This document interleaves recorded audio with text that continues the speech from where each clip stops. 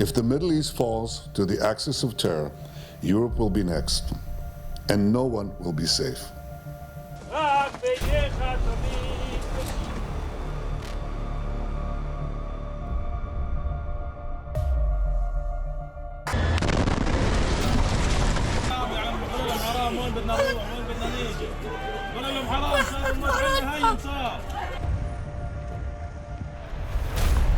لانه طلع اللي بيطلع من داره بنقل مقدار زي ما تحكي، لانه اذا طلعنا على صحراء فيش مقاومه حياه، هنا نموت عرضنا لسه احسن لنا.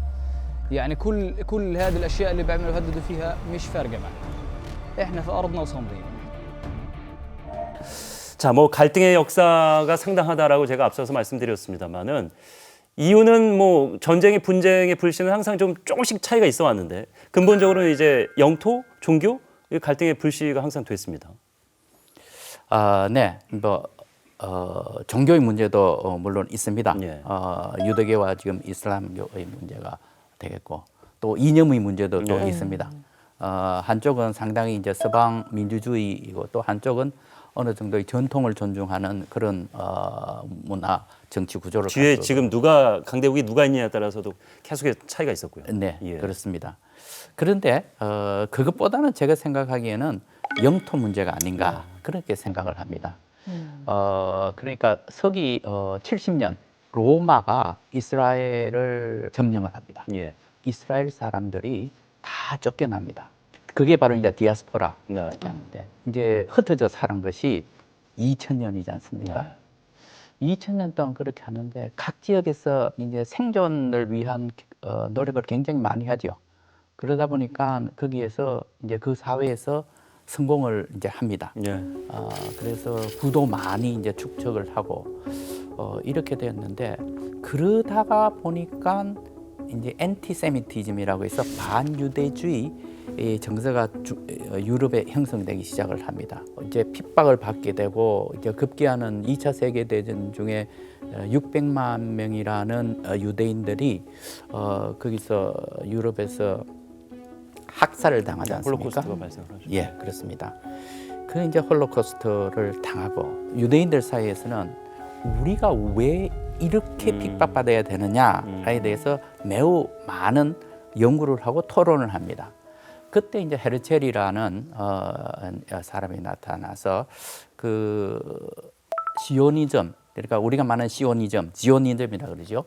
우리 유대 국가를 만들어야 되겠다라는 이제 운동을 이제 펼치게 되는데 그 땅에 살고 있었던 팔레스타인 사람들은 2000년 동안 가만히 있다가 뭐 이제 와서 이러는 왜 이제 와서 내 땅인데 내 우리 조상 점유시효라는 게 있는데 법적으로는 조상 대대로 내가 농사 짓고 살아왔는데 예. 왜 이 땅을 반을 내놓으라고 하느냐? 안 되겠다. 그렇게 해서 지금 현재 전쟁이 1948년부터 벌어지고 계속해서 그 분쟁이 네. 지속되니까 결국은 이거는 땅에 대한 애착, 땅 싸움이 아닌가 그렇게 생각을 합니다. 뭐 지구촌에 여러 분쟁 지역이 있지만 사실 정말 이 가자 지구만큼 역사적으로 갈등의 골이 깊은 곳은 또 없는 것 같습니다. 이곳의 의미를 좀 짚어본다면 어떤 얘기를 해주실 수 있을까요? 네, 흔히들 이제 우리가 이제 가자라고 할 때 이게 어떻게 생겼을까? 어디에 있나? 이제 그것부터 이제 의문이 듭니다. 가자는 동에서 서로 약 10km, 남에서 북으로 40km, 예. 요 정도의 땅입니다. 매우 좁은 데죠. 거기에 인구가 한 220만 명, 30만 명 이 정도니까 매우 인구 밀도가 높습니다. 네. 그런데 이 가자 지구가 1967년에 제3차 중동 전쟁이 벌어집니다. 이게 우리가 잘 아는 6.1 전쟁이라는 건데요. 그 6.1 전쟁 때 이스라엘이 그 가자 지역을 완전히 점령을 합니다. 그런데 이걸 유지하는 데 따르는 부담이 굉장히 큽니다.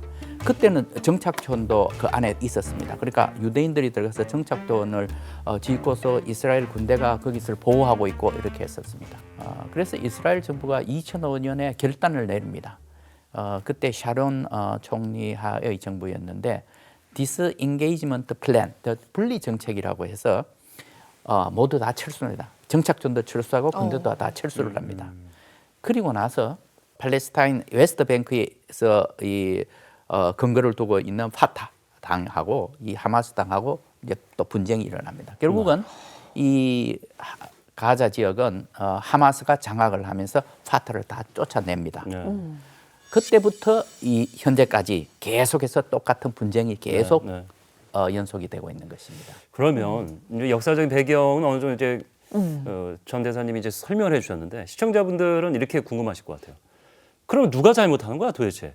이 계속해서 이렇게 분쟁하고 싸우는 거는 누가 시비 걸고 누가 잘못하고 있잖아. 그 잘못한 주체를 궁금해하실 것도 같아요. 딱 정의하기는 쉽지 않겠지만 어느 쪽에 더 과오가 크다고 보십니까? 이스라엘이다 팔레스타인이다 이렇게 보기보다는 오히려 원죄를 지은 주체가 있을 것 같습니다. 1차 세계대전 때 그때 이제 연합군하고 이 팔레스타인 지역은 오토만 제국이 이제 관할을 하고 있었습니다.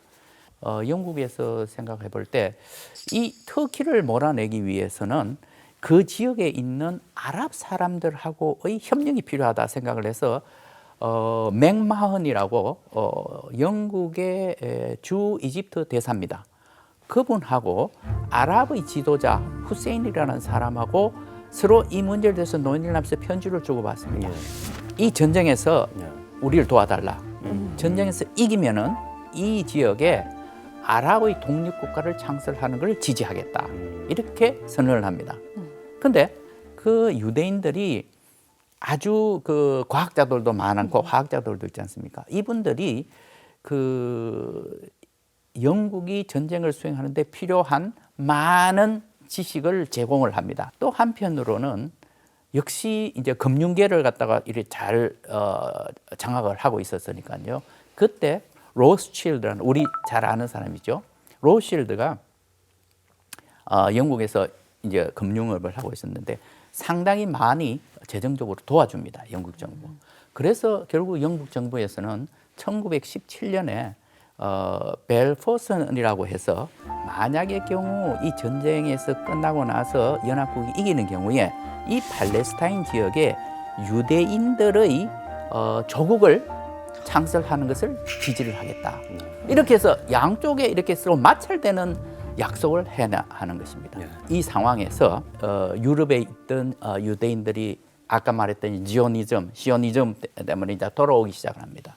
돌아오다 보니까 여기에 영국이 막 유대인들이 몰려오는데 여기 살고 있었던 팔레스타인 사람들이 이게 무슨 일이냐. 그렇죠. 마찰이 당연히 생기는 겁니다. 네. 그러니까 마찰을 하게 되니까 영국으로서는 아주 어렵게 됐죠. 이 골치 아픈 문제를 2차 세계대전이 끝나니까 유엔이 생겨 유엔으로 넘겨버리는 겁니다.